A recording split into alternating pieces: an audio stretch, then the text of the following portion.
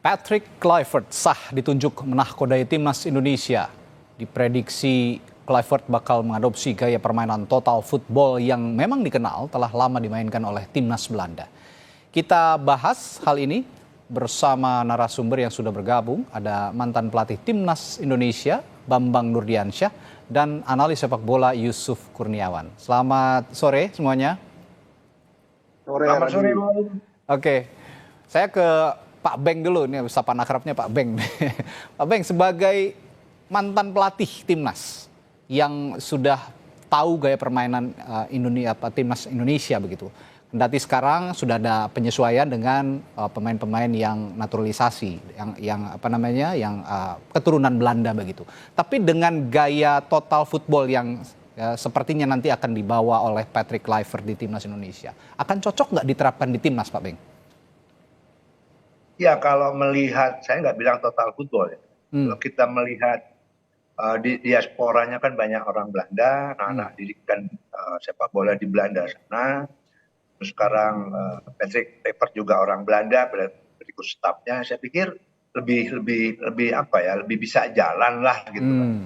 Tapi soal prestasi itu kita lihat lah. Ya. Tapi bahwa pilihan ke pelatih Belanda, itu saya pikir pertimbangannya adalah mayoriti diaspora ini kan anak-anak Belanda gitu. Ya. Karena secara komunikasi juga oke gitu kan. Cara mainnya juga kan Belanda banget gitu kan. Tapi apakah pelatih kepalanya ini punya reputasi yang cukup bagus, kita pertanyakan juga sebenarnya. Tetapi usaha yang dilakukan PSSI karena memang targetnya ke Piala Dunia, saya pikir sah-sah saja. Mudah-mudahan sih hasilnya lebih baik daripada Sintayong, harusnya seperti itu. Oke, lalu Pak Beng, bagaimana dengan argumentasi seperti ini? Memang Patrick Kluivert ini belum punya rekam jejak sebagai pelatih yang mentereng lah begitu ya dibandingkan dengan pelatih-pelatih lainnya. Tapi bagaimana dengan anggapan atau argumentasi bahwa Patrick ini bisa membangun leadership, bisa membangun kepercayaan diri tim, sedangkan untuk teknik, sedangkan untuk taktik begitu ya, akan ditopang dua asisten pelatih yang punya rekam jejak bagus. Katanya konon ada Alex Pastoor dan juga Dani Lansat. Bagaimana argumentasi soal itu, Pak Beng? Ya, saya pikir bagus juga ya, karena ada keseimbangan di situ. Di sisi lain, kalau dilihat track recordnya Patrick Kluivert juga belum terlalu bagus, terutama pegang tim nasional kan. Oke. Itu belum ada reputasi yang yang menggiurkan lah gitu. Tetapi kan stafnya itu, asistennya sudah juga cukup pengalaman. Saya pikir Pak Erick Thohir atau PSSI nggak gegabah juga ya mengganti Sintayong, tentunya pertimbangan sehingga apa yang dilakukan hire pelatih Belanda karena diasporanya anak-anak Belanda, diharapkan lebih chemistry lah cara mainnya terutama, dan mudah-mudahan kita harapkan lebih baik daripada Sintayong, itu harapan saya sebagai insan sepak bola. Baik, saya ke Bung Yuke. Bung Yuke, sekarang kan target dari PSSI bukan hanya untuk menang, tapi sepertinya ada kalimat mau tidak mau atau suka tidak suka harus lolos ke Piala Dunia dengan kepemimpinan Patrick Kluivert nanti. Tapi harapan ini bukan hanya dari PSSI, tapi publik sepak bola Indonesia yang nggak mau tahu, pokoknya lolos Piala Dunia siapapun pelatih. Nah, ini dengan tekanan seperti ini, bagaimana Anda melihat kehadiran Patrick Kluivert di timnas kita?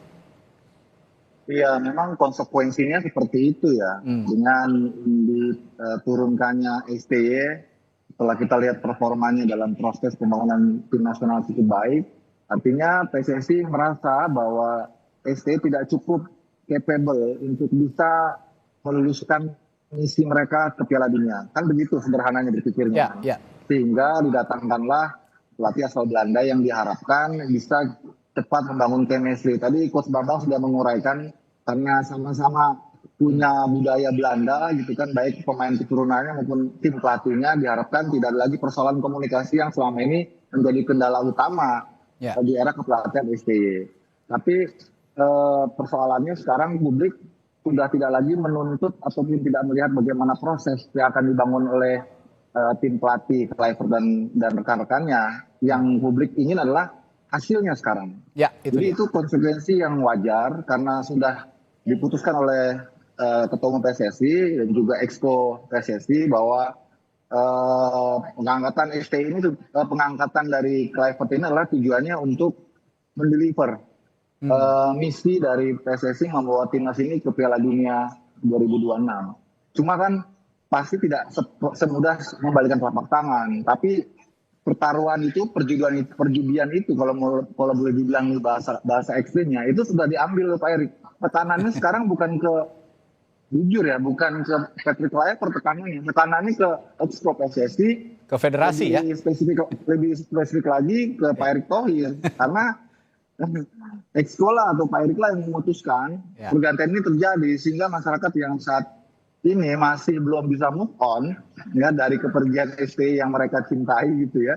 Tentu melakukan bid balik gitu ya, melakukan appeal balik. Oke, kalau seperti itu kami taunya tim ini lolos. Karena Pak Erick juga kan pengennya lolos tim ke Piala Dunia. Momentum ini kan adanya di sini. Itu yang saya lihat ya fenomena yang saat ini terjadi gitu. Ya, saya sepakat bahwa tekanan jangan sampai ya, kalau saya menilainya jangan sampai justru tekanan ini diarahkan kepada Patrick Kluivert sendiri ataupun para pemain, lebih bahaya lagi karena ini akan mengganggu fokus, mengganggu konsentrasi, menggoyangkan mental pemain juga. Nah, dengan kondisi seperti ini, tekanan terhadap federasi, tekanan lebih spesifik lagi kepada Ketua Umum PSSI, apakah juga nanti ini bisa dicegah untuk tekanan ini untuk bisa masuk ke dalam ruang ganti pemain, karena yang harus dijaga adalah ruang ganti pemain, tetap fokus, tetap bisa menjaga asa untuk lolos ke Piala Dunia, Bung Yuke. Ya, harus dibedakan ya. Dua hal yang harus dibedakan. Pertama, tuntutan publik sebaiknya memang diarahkan saja ke federasi. Biarlah federasi yang mengambil tanggung jawab atas tekanan ini. Jangan ke ruang ganti, jangan ke pelatih, jangan ke pemain. Mereka hanya sebagai pelaksana tugas dan kita sebagai supporter ya, sebagai bangsa Indonesia harus support tim nasional. Pelatih itu bisa datang dan pergi. Kan tapi tim nasional tetap ada di hati kita. Jadi kita harus support pemain-pemain timnas. Jangan malah nanti ini stay lover misalnya ya, mohon maaf gitu, jadi skeptis gitu ya, jadi sinis, nggak boleh sinis. Kita kan tujuan kita kan untuk tim nasional, bukan individu orang yang di dalamnya gitu, termasuk pelatih bukan, tapi untuk kolektif dari tim nasional sendiri. Jadi kita harus support gitu. Baik. Kalau begitu nanti setelah jeda, kita akan jeda dulu sebentar Bung Yuke untuk menyimak kumandang azan maghrib. Nanti setelah jeda kita akan bahas gaya sepak bola yang akan dibawa oleh Patrick Kluivert dalam misi kepemimpinannya di Timnas Indonesia untuk membawa Timnas ke Piala Dunia 2026. Saya kembali lanjutkan perbincangan kita malam hari ini. Masih soal posisi baru Timnas Indonesia yang akan diisi pelatih baru, Patrick Kluivert nanti, yang akan diumumkan pada tanggal 12. Saya ke Bung Yuke tadi sempat menanyakan soal apakah Patrick Kluivert nanti akan mengadopsi gaya sepak bola ala Belanda yang terkenal dengan total footballnya atau tidak. Tapi kalau memang iya, pertanyaan saya adalah apakah masih kompatibel dengan sepak bola modern gitu Bung Yuke? Sekarang istilah total football itu sudah sumir ya, itu kan sudah sangat lampau sekali. Sekarang varian-varian taktikal sudah banyak sekali. Banyak turunannya begitu ya? Iya, sudah banyak turunan-turunan, sudah banyak modifikasi-modifikasi. Jadi nggak seperti total football yang kita kenal dulu ya. Sekarang lebih ke permainan yang hybrid ya. Banyak pola-pola hybrid yang sifatnya virtual di lapangan, adaptable gitu ya. Tergantung lawan yang dihadapi, penyesuaian-penyesuaian. Ada 4-3-3 hybrid, ada 3-4-3 hybrid ya. Jadi macam-macam lah. Tapi yang jelas porosnya memang kalau Belanda kan menyerang pastinya. Tinggal nanti seperti apa nih gaya serangannya akan dibangun. Apakah dengan pakai 4 back misalnya gitu atau tetap dengan 3 back. Saya juga belum terlalu mendalami sih kebiasaan-kebiasaan dari Patrick Kluivert saat menangani klub di Amerika ketika berkarir sebelumnya di Curaçao ya bersama tim nasional. Terus juga ada klub-klub sebelumnya yang dia menjadi asisten di Belanda. Itu juga belum terlalu familiar. Yang jelas ketika menangani timnas Curaçao itu kurang baik ya memang track recordnya. Bahkan dia kalah 4-0 dari Bahrain dan kalah 2-1 dari Australia. Yang dua lawan itu ada di grup kita sekarang dan akan kita hadapi di putaran kedua. Nah itu menjadi challenge tersendiri ya. Sekarang dengan anak-anak muda yang dia tangani, yang tentunya pasti full respect lah terhadap Patrick Kluivert sebagai legendnya mereka. apakah bisa serta-merta kemudian membangun sebuah timnas yang instan, yang punya chemistry bagus, yang punya pemahaman taktikal selaras gitu, itu yang masih kita tunggu sebetulnya. Tapi bicara soal total football yang dengan turunan-turunan yang tadi yang Bung Yuke utarakan tadi kan, mulai dari tiki taka ataupun pressing tinggi, gegen pressing atau positional play, itu kan semua turunan dari total football yang mewajibkan para pemainnya punya fluiditas permainan, lalu juga tekanan tinggi, penguasaan bola serta pergerakan tanda bola yang harus mumpuni. Dengan komposisi pemain kita sekarang, termasuk dengan pemain-pemain diaspora, saya tanya ke Bung Yuke dulu sebelum ke Pak Beng. Apakah pemain-pemain kita mampu untuk beradaptasi langsung dengan gaya permainan seperti itu? Ya, memang itu suka tidak suka harus cepat ya. Walaupun waktunya nggak lama, tapi kan nggak bisa lagi ada kesempatan untuk simulasi. Karena begitu datang nanti Patrick Kluivert, waktunya mungkin hanya seminggu paling lama ya berkumpul. Jadi lebih kepada pemahaman taktik saja tentang filosofi dan game plan apa yang mau ditawarkan oleh Patrick Kluivert. Kalau pemain-pemain diaspora kita pasti mereka dengan kreativitas yang mereka miliki, kebiasaan bermain di Eropa yang lebih menyerang, bermain lebih terbuka, tidak di belakang bola sebagaimana era STY, mestinya mereka sudah harus lebih memahami apa yang diinginkan oleh Patrick Kluivert. Gitu. Oke, baik. Pak Beng, ini kan sekarang kita dalam masa sepak bola kita, timnas kita ini sedang masa transisi dari pelatih yang sebelumnya ke pelatih baru begitu ya. Tentu ada warisan-warisan atau legacy-legacy Sintayong yang masih menempel pada tim saat ini, yang harus juga sepertinya tidak harus semuanya dihilangkan, tapi juga ada yang baik yang harus diadopsi dari legasinya Sintayong. Nah, dengan proses transisi seperti ini, apakah ada kendala adaptasi tidak biasanya di dalam tim begitu ketika ada pergantian kepelatihan, Pak Beng? Khususnya kasus di timnas sekarang ini karena diasporanya anak-anak Belanda dan pelatihnya yang akan datang itu Belanda, saya pikir tidak sulit untuk merubah, bukan merubah ya, justru mereka kembali gaya main mereka sebelumnya begitu. Jadi saya pikir nggak ada proses yang sulit sebenarnya gitu.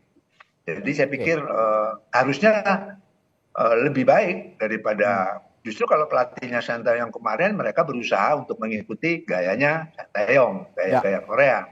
Tapi dengan pelatih yang sekarang karena semuanya stafnya dari Belanda, artinya bahwa mereka kembali lagi bermain dengan gaya dia sebenarnya. Saya pikir tidak terlalu sulit untuk itu. Justru pemain-pemain lokal kita ini yang terbiasa dengan Sintayong harus beradaptasi juga. Itu menurut pandangan saya.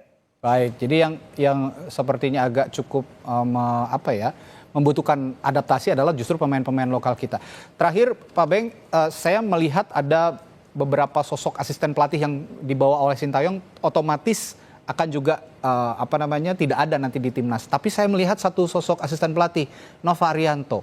Saya melihat di situ ada posisi penting, sepertinya Nova Arianto ini menurut Pak Beng akan dipertahankan oleh oleh timnas kita atau oleh PSSI atau oleh kepelatihannya Patrick Kluivert atau tidak, Pak Beng? Saya pikir Nova harus stay di situ ya, harus karena stay, transfer knowledge juga. Dia bisa membandingkan atau nanti dia bisa combine apa yang didapat dari Sintayong dan juga pelatih yang baru dari Belanda ini. Saya pikir bagus, harus tetap di situ sehingga ada transfer knowledge di situ. Jadi kalau saran saya pertahankan si Nova di situ supaya dia bisa juga belajar menggali ilmu dari dua pelatih yang kelasnya memang kelas dunia. Oke, jadi justru peran Nova Arianto inilah yang di masa transisi ini yang cukup penting begitu ya, Pak Beng ya, untuk dipertahankan sehingga proses transisi juga bisa smooth gitu ya. Betul. Baik, terima kasih mantan pelatih Timnas Indonesia Bambang Nurdiansyah dan juga analis sepak bola Yusuf Kurniawan telah berbagi perspektifnya malam hari ini di Sapa Indonesia Malam. Sehat selalu, sampai jumpa lagi Bapak-Bapak.